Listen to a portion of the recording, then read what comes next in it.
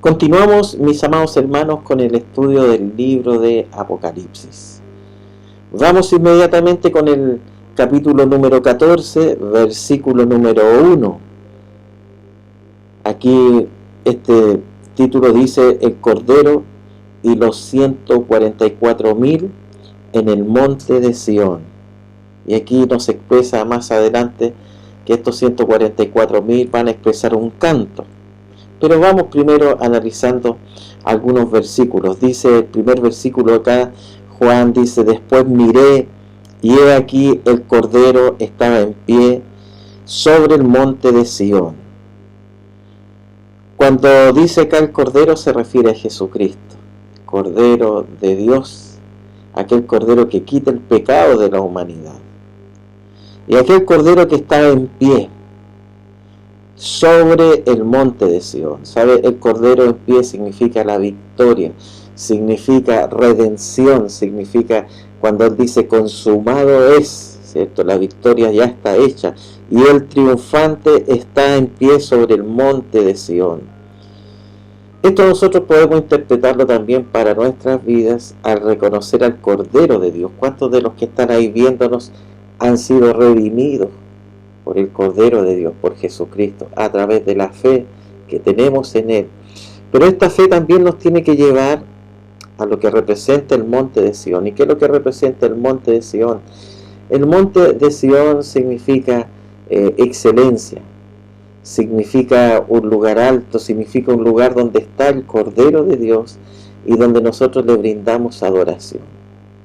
Es tan especial entender esto de que los que hemos sido redimidos, el Señor es digno de recibir nuestra adoración, digno de recibir esa adoración que tiene que ser con excelencia, que tiene que ser con lo mejor de nuestras vidas. Y aquí lo vamos a comprobar en lo que continúa. Dice, mientras el Cordero estaba en pie sobre el monte de Sión, dice que Juan ve a 144,000.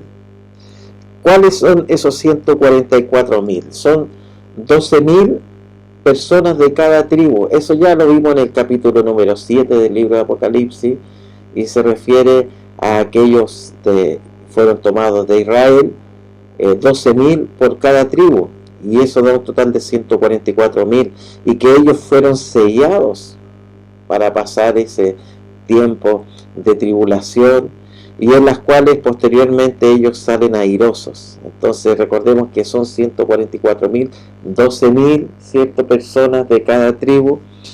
Pero veamos estas características de ellos. Dice, tenían el nombre de Él, o sea, de Jesucristo, y el de su Padre, ¿cierto?, refiriéndose a Dios, escrito en la frente. Al ver esto, mis hermanos, de que esos 12,000 de cada tribu, que en total son 144,000, y que cada uno de ellos tenía escrito el nombre de Jesucristo y el nombre de Dios escrito en su frente. La palabra del Señor nos dice: el que me ha visto a mí, ha visto al Padre. O sea, la persona que reconoce a Jesucristo ve claramente al Padre, y asimismo el que ve al Padre también ve al Hijo. Y esto contrasta cuando estas personas tenían en su frente este sello, en comparación al último versículo del capítulo número 13, cuando nos habla acerca de la marca de la bestia. Nosotros vemos acá el versículo número 18 del capítulo 13, cuando dice, con respecto a la marca de la bestia, su número es 666. Ese es el sello de todas las restantes personas, salvo estos 144,000 que ellos fueron capaces de tener en sus vidas. Por eso que ellos fueron sellados para este tiempo especial.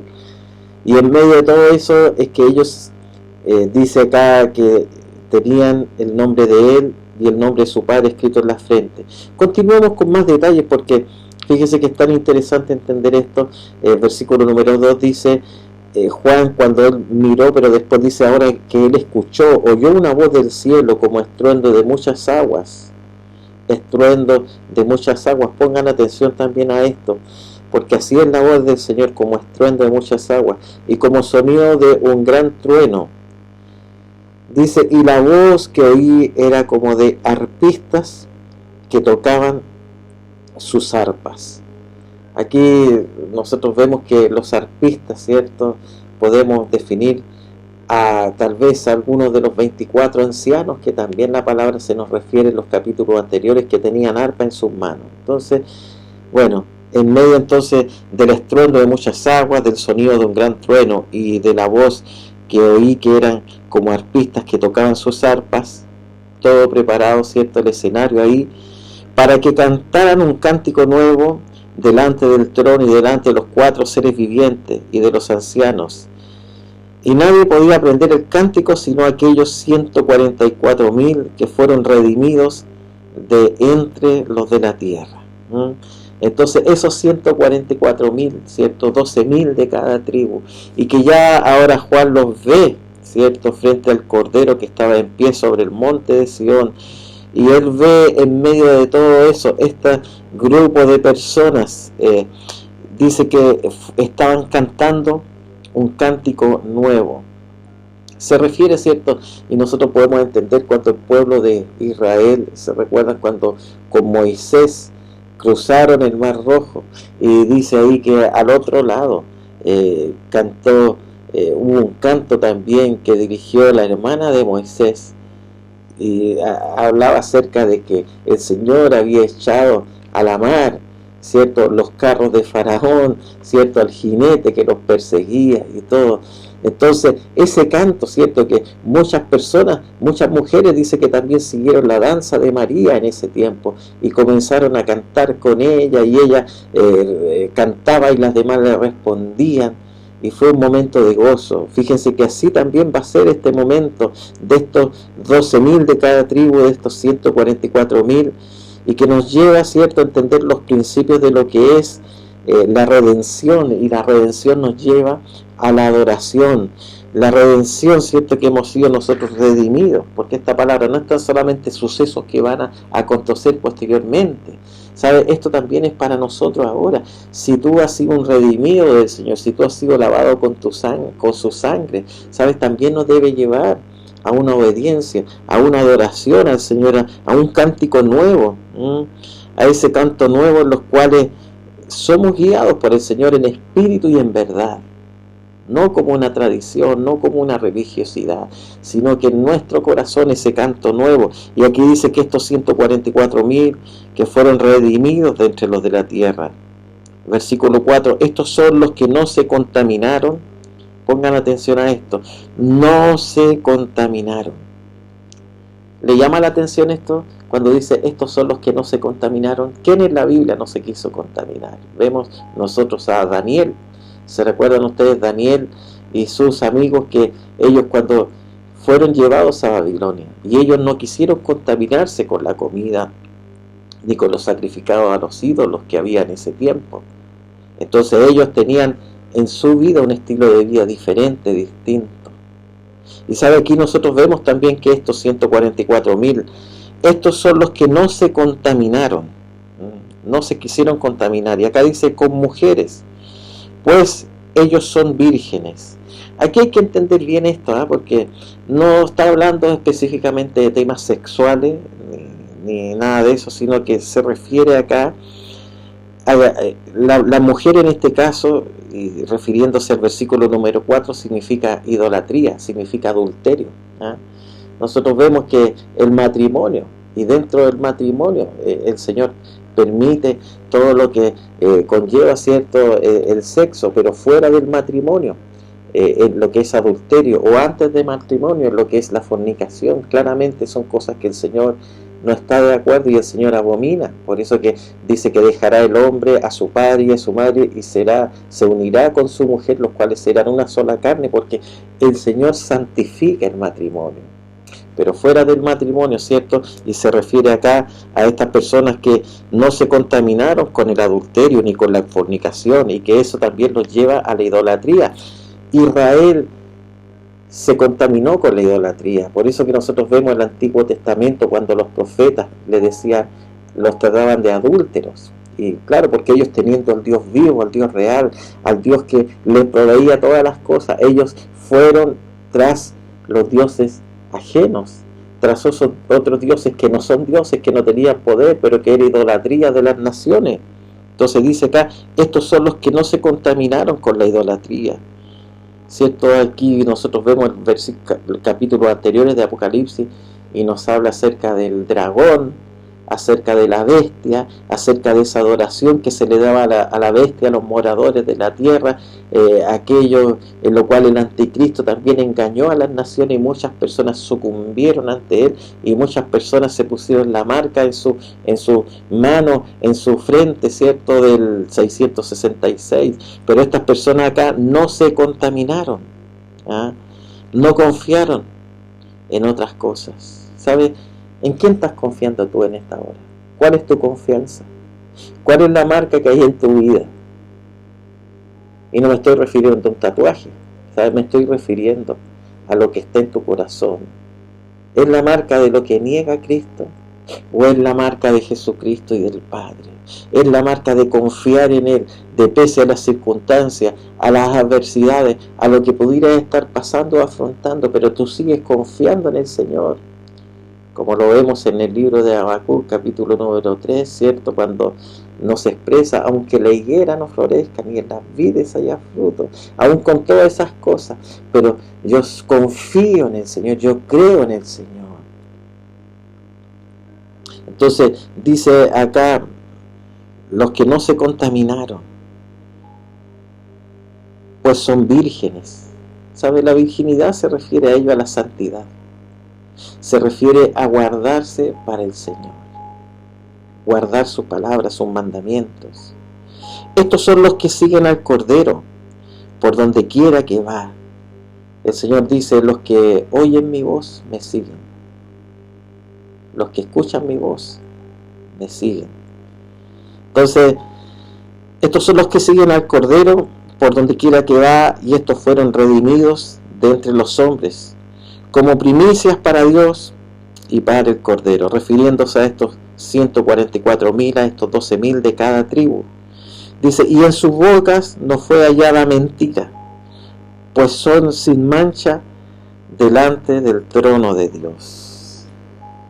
No fue hallada mentira, sino que fueron hallados sin mancha delante del trono de Dios.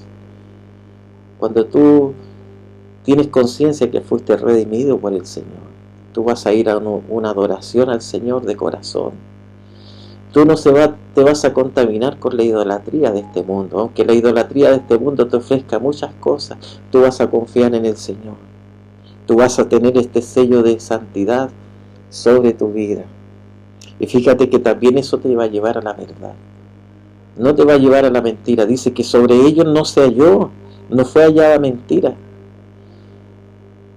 ¿Podrá decir el Señor eso de nosotros? ¿Podrá decir el Señor eso de ti, que en tu corazón no hay mentira? ¿Que en tu corazón hay verdad?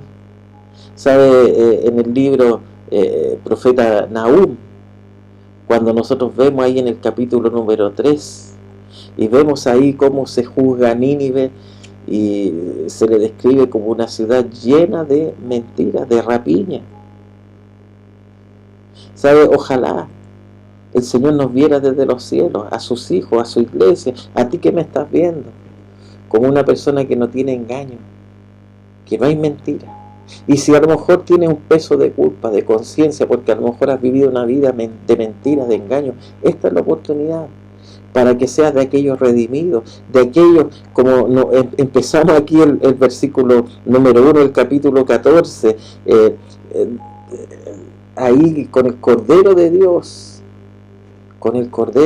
que aún está su gracia para perdonarte y para alabarte y para que también puedas cantar un cántico nuevo. Amén. Dice, pues son sin mancha delante del trono de Dios. Y delante del trono de Dios nadie se puede ocultar, nadie puede aparentar algo.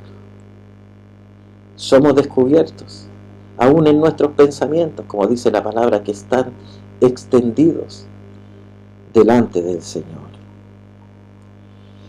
Sigamos con esta palabra, vamos al versículo número 6. Y en medio de todo esto dice que Juan, cuando él mira, ¿cierto? Después de haber mirado al Cordero, los 144.000, dice, vi volar por en medio del cielo a otro ángel que tenía el evangelio eterno para predicar a los moradores de la tierra, a toda nación, tribu, lengua y pueblo, diciendo a gran voz: temed a Dios y dadle gloria, porque la hora de su juicio ha llegado.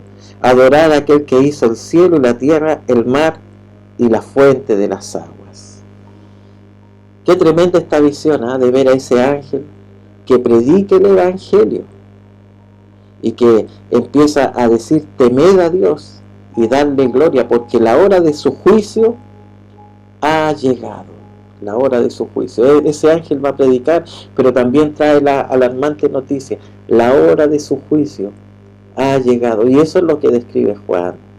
¿Sabes? Yo quiero llevarle acá a Mateo capítulo número 24, porque también el Señor Jesucristo se refirió también con respecto a esto. Si podemos leer acá, y ustedes en sus casas también pueden acostumbrarse a usar la Biblia, no tan solamente usar el celular, ni las tablets, ni el computador, sino que no hay como esto, como esta palabra, como estas hojas, que es la palabra del Señor.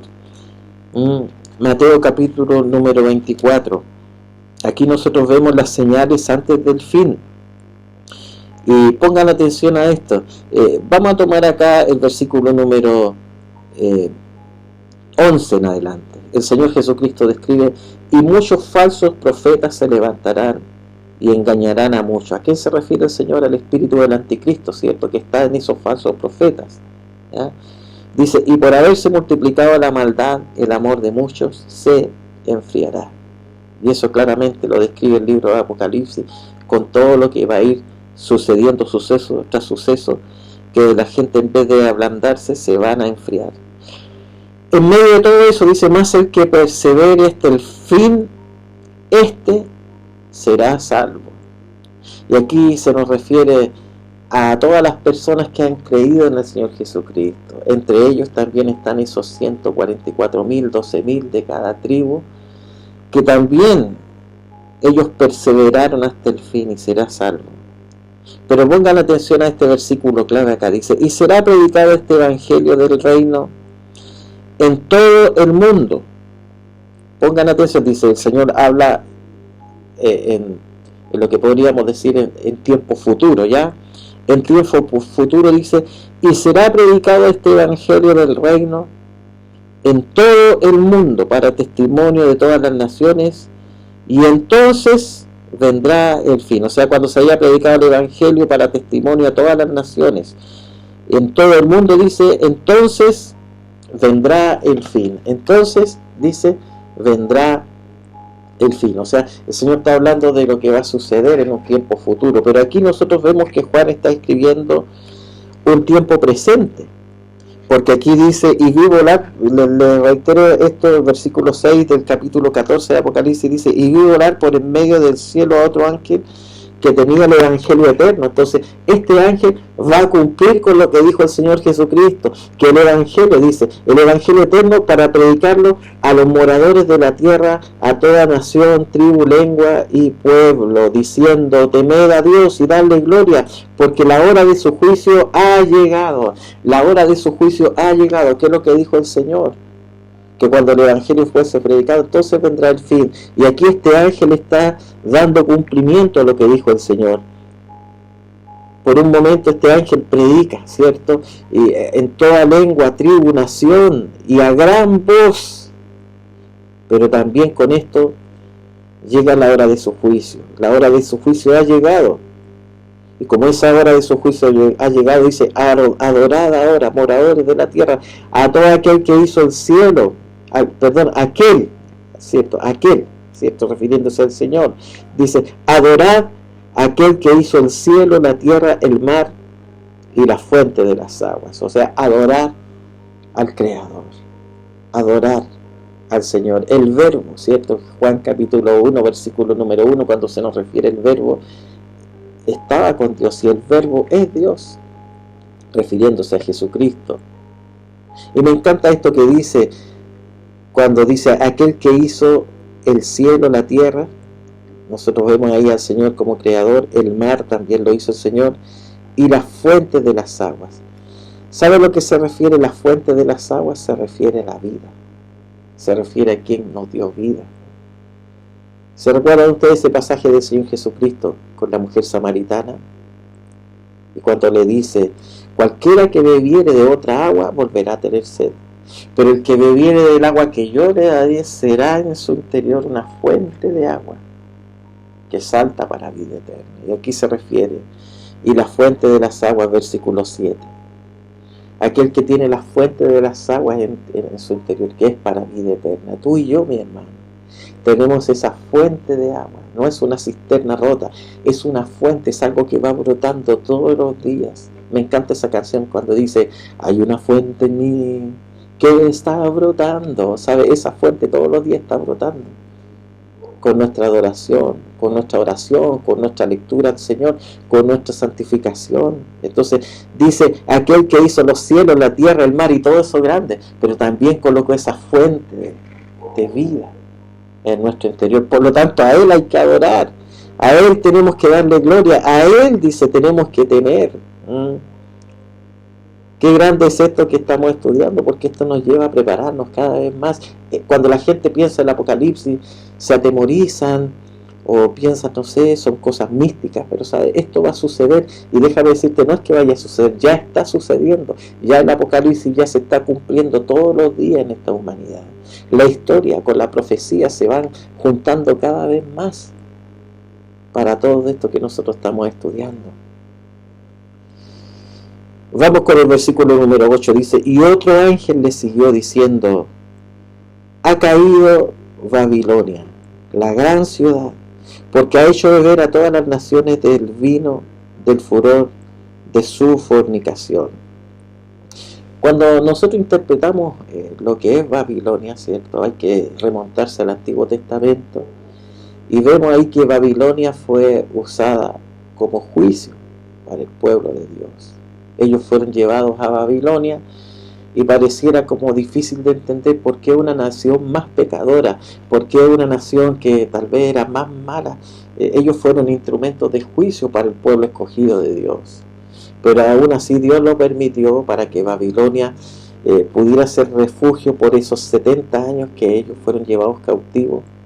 Pero después el Señor también tenía juicios para Babilonia, y nosotros lo podemos ver como ellos después también, ese imperio babilónico fue desmoronado, fue destruido para darle paso a otro imperio. Ellos, como ejercieron también su prepotencia, subyugaron, ellos también fueron subyugados, también ellos fueron desmoronados. Entonces aquí también se nos refiere a esta Babilonia ahora, la cual Juan describe que ha caído Babilonia. Pero más allá de algo geográfico, nosotros podemos entender que la Babilonia representa, ¿cierto?, la gran ramera, representa la religión, la religiosidad, aquella religiosidad que el mundo, teniendo ojos y teniendo oídos, no los usó para ver al Mesías. Le crucificaron. Teniendo ojos para ver no vieron, y teniendo oídos para oír no oyeron el mensaje que el Señor tenía para ellos. Y sabe, eso es lo que hace la religiosidad, es lo que ha hecho la religión. La religiosidad ha engañado a mucha gente, pensando de que con eso, con el hecho de ser religioso, pueden agradar a Dios. Y me estoy refiriendo a la persona que tiene una religión, pero que sigue viviendo su propia vida, que sigue viviendo sus propios estándares de pecaminosidad. Me remonto a lo que fue Lutero, y se acuerdan que Lutero luchó contra la religión. La religión, ¿qué es lo que decía? Tú puedes pecar libremente, y después vas y tienes indulgencias y puedes comprometerte, pagar por esas indulgencias para que tu pecado sea quitado. Entonces ahí la gente era pecar y pecar, y después vamos a las indulgencias. Pero el Señor no es así, porque el Señor nos dice que cuando nosotros caminamos por fe, nosotros tenemos que caminar amando a Dios, agradándole a Él, a Dios, y después a nuestro prójimo. Entonces todo lo contrario. Pero la religión siempre ha engañado, y no me estoy refiriendo a una religión nominal, Porque incluso déjame decirte que ahí está evangélicos religiosos, hay católicos religiosos, hay mormones religiosos, hay testigos de Jehová. ¿Y para qué te voy a seguir nombrando toda la rama de gente, cierta religiosidad? ¿Sabe? Aquí la palabra del Señor nos habla cuál realmente es la verdadera religión. Y la verdadera religión, mis hermanos, te insto para que estudie ahí el libro de Santiago. Y ahí tú vas a entender que la verdadera religión no es algo nominal, no es algo que tenga una personería jurídica con tal número, ¿sabes? Es el Señor Jesucristo. Son sus mandamientos, es el Espíritu Santo guiándonos en toda verdad y en toda justicia. Entonces dice, ha caído Babilonia, la gran ciudad, porque ha hecho beber a todas las naciones del vino del furor de su fornicación, apartándolos de Dios, ¿cierto? Pero eso ha caído, porque ya viene el juicio del Señor, entonces esa se termina drásticamente, ¿ya? Vamos con el tercer ángel, dice, y el tercer ángel los siguió diciendo a gran voz, si alguno adora a la bestia y a su imagen y recibe la marca en su frente o en su mano, él también beberá del vino de la ira de Dios, que ha sido vaciado puro en su cáliz de su ira, y será atormentado con fuego y azufre delante de los santos ángeles y del Cordero. Este tercer ángel, cierto, que empieza y nombra a la bestia y a su imagen, y que aquellas personas que han recibido en su frente o en su mano aquellas marcas, son aquellos que han confiado en ella, falsamente, engañados. Aquí es lo que vino el diablo, a engañar, y cuando él te engaña, él mata y él destruye. Y sabes que hay mucha gente que sucumbe, sabes que hay mucha gente que ha hecho pactos diabólicos en algún momento por lograr fama en esta tierra. Hay gente que para ser conocido a nivel mundial, ya sea con una canción o con una obra, o artísticamente han hecho pactos con el diablo, y déjame decirte que hay mucha gente que lo ha seguido a aquellas personas. Hay muchos cantantes, no quiero nombrar a algunos porque Dios los conoce, pero en el discernimiento que nos da la palabra del Señor, nosotros también podemos discernir que hacen ritos satánicos y que hacen tantas cosas. Mira, ¿qué sacan con ganar toda la fama de este mundo, todo el dinero de este mundo, si van a perder su alma? Y si ellos, cierto, son también atalayas de perdición para muchas personas que los siguen. Por eso es importante entender esto. No tan solamente las personas marcadas por la bestia, se nos refiere a lo que va a ser a futuro. También hay personas que ya están siendo marcadas por la bestia. Recuerda tú que el anticristo, el espíritu del anticristo ya está. Juan lo describió ahí en sus epístolas, que el espíritu del anticristo ya está, y desde tiempos antaños, y todo el presente, y todo lo que ha pasado, ya hay gente que ya están siendo marcados por la bestia, ya hay gente que ha hecho pactos con el demonio, con Satanás, pero ¿sabe? Lo único que logran es que van a perder su alma. Mira, esta tierra y este mundo nada te puede ofrecer. Solamente Jesucristo es el que te puede ofrecer vida eterna. Solamente el Señor Jesucristo es el que te ofrece la paz que el mundo no puede dar. Solamente el Señor es el que te ofrece, como te decía anteriormente, esa fuente de agua que salta para vida eterna. Si tú bebieres de otras aguas, volverás a tener sed.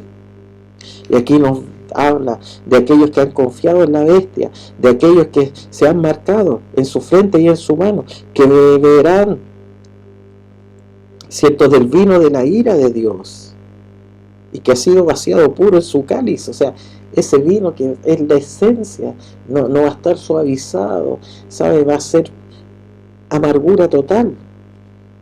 1 Tesalonicenses 5, versículo número 9, nos habla acerca de que nosotros no hemos sido puestos para ira, sino que hemos sido puestos para salvación por medio de Jesucristo. Tú y yo no vamos a beber de ese vino de la ira de Dios, porque hemos sido fieles a Él en todas circunstancias. Pero aquel que ha sido infiel, aquel que conociendo a Dios se ha desviado, aquellos que negaron a Dios beberán del vino de su ira. Ojalá tú no seas de aquellos, ni tus generaciones posteriores tampoco, tu descendencia. Dice, y será atormentado con fuego y azufre delante de los santos ángeles y del Cordero. ¿Sabes por qué se refiere acá que delante de los santos ángeles y del Cordero? Porque también va a ser un testimonio para ti. ¿Cuántas veces te predicaron la palabra? ¿Cuántas veces y no quisiste entender? Y el Señor Jesucristo, mira, yo recuerdo mucho esta parte cuando Pedro, él dijo al Señor que no lo iba a negar. Pero Pedro lo negó 3 veces antes que cantara el gallo. Y dice que Pedro miró, y el Señor lo miró ahí desde donde estaba. Miró a Pedro. Yo me imagino esa mirada del Señor. ¿Sabe? Pedro estaba deshecho interiormente al mirar a quien había traicionado. Pero ahora esta mirada, ¿cierto? No va a ser como en esa ocasión, porque en esa ocasión el Señor restauró a Pedro y le dio una nueva oportunidad. ¿Sabe? Ahora la mirada del Cordero será una mirada, ¿cierto?, de testimonio, pero ya de algo definitivo, diciéndote: yo te di la oportunidad, no quisiste entender. Yo cuántas veces te miré, cuántas veces te hablé. La palabra del Señor dice: he aquí yo estoy a la puerta y llamo, y todos los días golpeo, y todos los días el Señor te habla. Y sabes, llega el momento en el cual va a ser la última mirada para aquel Cordero. ¿Por qué no ven ahora a Jesucristo? ¿Por qué no le dice ahora: santifica mi vida, santifica mi ser? Versículo número 4 dice: y el humo de su tormento sube por los siglos de los siglos, y no teniendo reposo de día ni de noche los que adoran a la bestia y a su imagen, ni nadie que reciba la marca de su nombre. O sea, va a ser un tormento permanente. Bueno, pasemos a algo más agradable, ¿cierto? Versículo número 12. Dice: aquí está la paciencia de los santos. Pongan atención a esto, la paciencia de los santos. ¿Quiénes son los santos? Los que hemos sido santificados por el Señor, los que hemos creído en Él. Dice: aquí está la paciencia de los santos, los que guardan los mandamientos de Dios y la fe de Jesús. ¿Sabes? La paciencia te lleva a guardar los mandamientos del Señor. Los mandamientos, para los que caminamos en fe, no son gravosos. No te apartan del Señor, te acercan al Señor, porque es un deleite los mandamientos del Señor. Dice: y la fe de Jesús. Estos mandamientos van de la mano con la fe en Jesucristo. Tu caminar no es por la ley, tu caminar no es por cumplir una ley, tu caminar es por guardar la fe en Jesucristo. Y cuando tú caminas en fe, tú eres llevado a esas obras que son llevadas también por fe. Amén. La fe sin obras es muerta. Sigamos leyendo acá: y oí una voz que desde el cielo me decía: escribe, bienaventurados de aquí en adelante los muertos que mueren en el Señor. Sí, dice el Espíritu, descansarán de sus trabajos, porque sus obras con ellos siguen. Aquí se nos refiere, ¿cierto?, a aquellos que han muerto en Cristo. Y que la muerte no significa un término, sino que es una transición para lo que va a ser, ¿cierto?, el descanso de sus trabajos, porque después sus obras continuarán. Y claramente vemos que cuando suene aquella trompeta, cuando el Señor Jesucristo baje, cuando el Señor arrebate a su iglesia, y nosotros vamos a ver, ¿cierto?, posteriormente, que aquellos muertos revivirán y reinaremos con el Señor por siempre. Amén. Qué glorioso es lo que va a suceder. Sigamos leyendo acá, vamos rápidamente al versículo número 14. La tierra es secada. Dice: miré, y he aquí una nube blanca, y sobre la nube uno sentado semejante al Hijo del Hombre, que tenía en la cabeza una corona de oro, y en la mano una hoz aguda. ¿Se recuerdan ustedes esto? En lo cual, cuando dice que el Señor va a su era, ¿cierto?, y va con su hoz para separar, para separar lo uno de los otros, la cizaña con el trigo.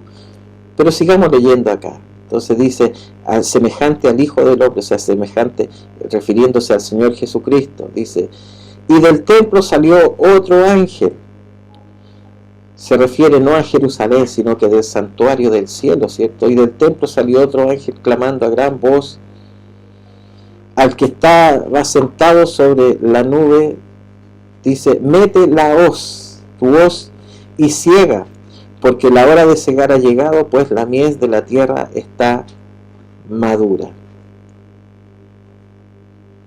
La mies es mucha y está madura, los campos están blancos para las ciegas.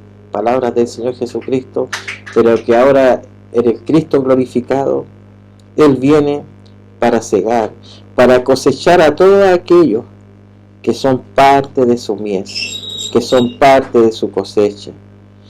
Y el que estaba sentado sobre la nube metió su hoz en la tierra, y la tierra fue cegada. Todos los que son trigo, todos aquellos que han guardado la palabra del Señor serán parte de su mies.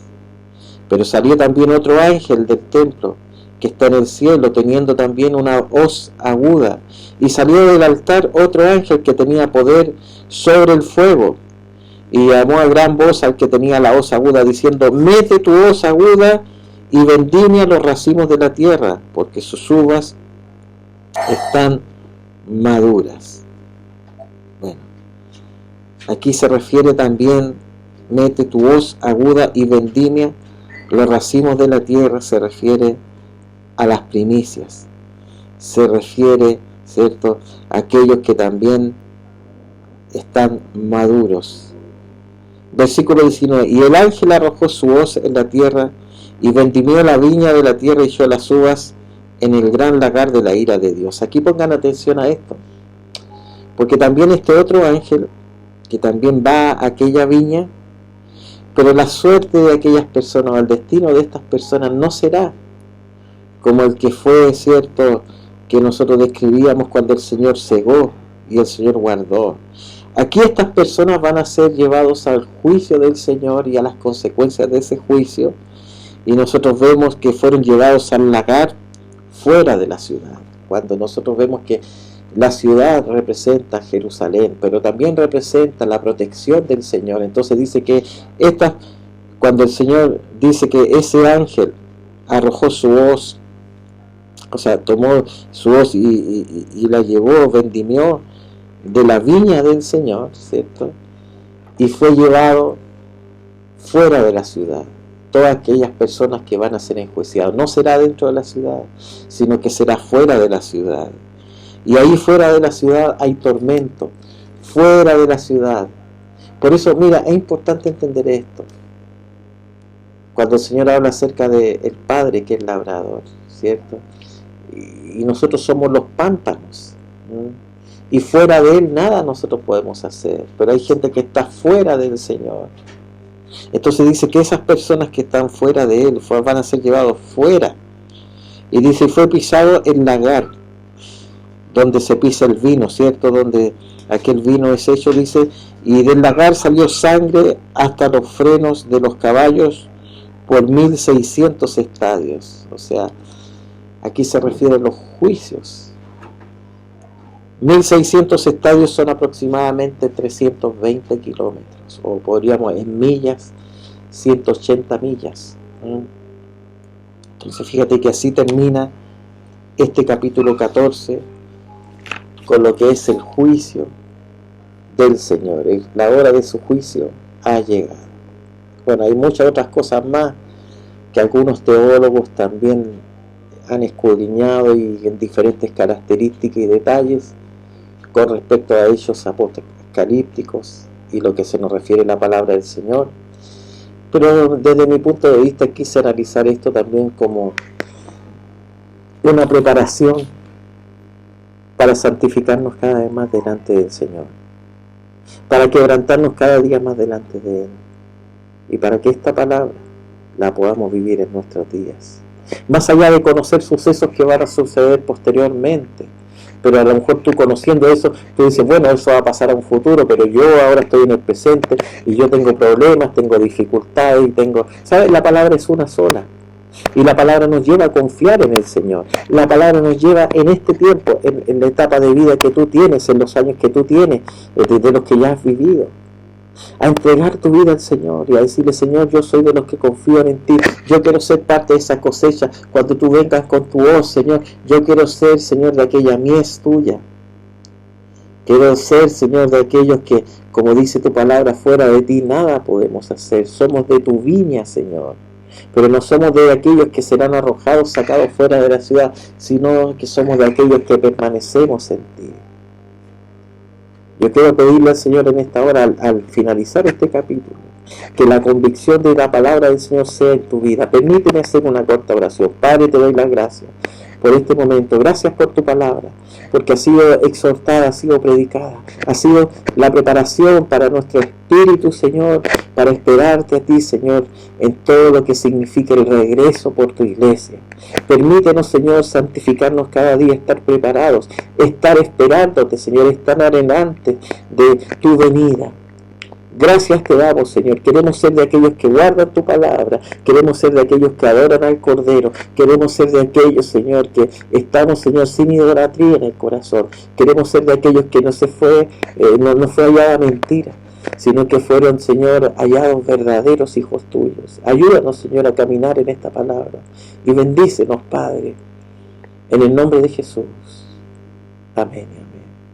Gracias, amados amigos, hermanos. Nos encontramos en el capítulo número 15 de Apocalipsis.